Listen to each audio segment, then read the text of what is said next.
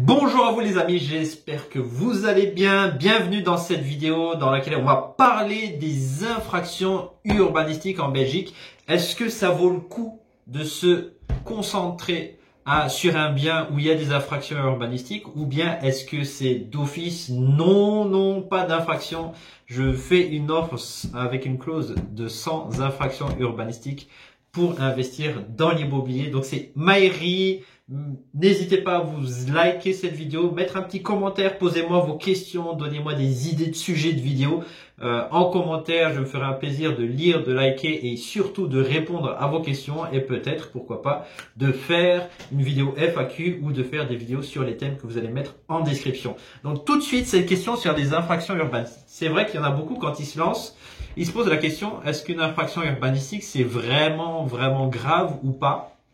Donc il faut déjà savoir qu'une infraction urbanistique c'est du niveau pénal, c'est-à-dire que vous pouvez risquer la prison. Après dans la pratique il y a toujours la loi et il y a la pratique, et c'est aussi héréditaire dans le sens où le propriétaire, s'il vous vend un bien en infraction urbanistique, c'est vous qui allez hériter de cette infraction. Par contre, fun fact, point intéressant, si pendant 10 ans il n'y a aucune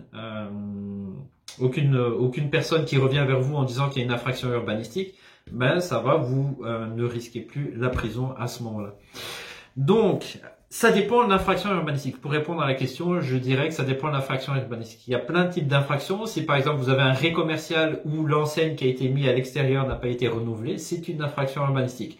Mais est-ce que ça vaut le coup ou pas d'annuler la vente? Évidemment, non. Nous, ça a été le cas. Donc, j'ai acheté un bien.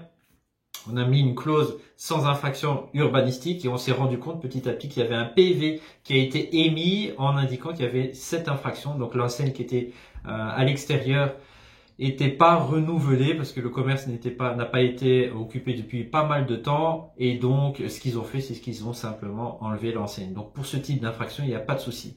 Je dirais que ce qui est important dans des infractions un peu plus conséquentes, donc par exemple un immeuble de rapport avec 3 logements qui sont reconnus par l'urbanisme, mais il y a le 4e logement, souvent mansardé, qui a été aménagé comme un studio. Il y a même sa propre boîte aux lettres, il y a même sa propre sonnette, il y a même son propre compteur, mais qui n'est pas reconnu.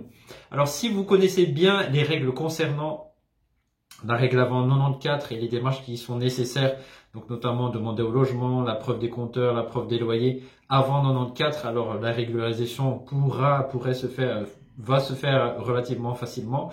Mais sinon, si vous n'êtes pas bien renseigné sur les réglementations de la région et surtout de la commune, si vous n'avez pas discuté déjà avec la commune, ça dépend aussi de la politique de la commune. Il y a des communes qui, c'est d'office, ça va pas passer. Il y a des communes, ça peut passer. Il y a des communes, il faudra faire peut-être quelques travaux, peut-être des normes pompiers, peut-être aplatir la toiture pour que ça soit horizontal. Enfin bref, avoir un peu plus de superficie ou faire duplexer. Si vous êtes vraiment pas formé concernant ce cas-là, je vous recommanderais peut-être pas de ne pas le faire. Par contre, ça peut être un très bon créneau.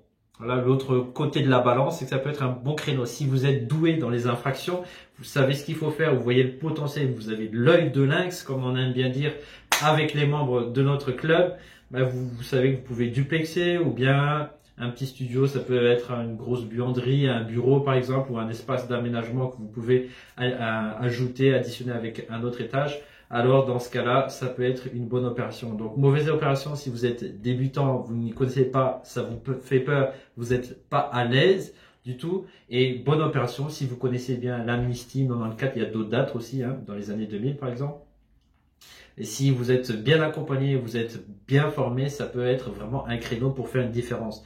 Parce que c'est vrai que sur le terrain, les infractions, ça fait peur aux acquéreurs, ça fait peur à certains investisseurs. Et justement, si vous maîtrisez le sujet, ça peut être une très belle opportunité pour vous. Voilà, dites-moi en commentaire ce que vous en pensez de cette vidéo. C'était Maëri et on se retrouve dans une autre bien vidéo, les amis. Ciao.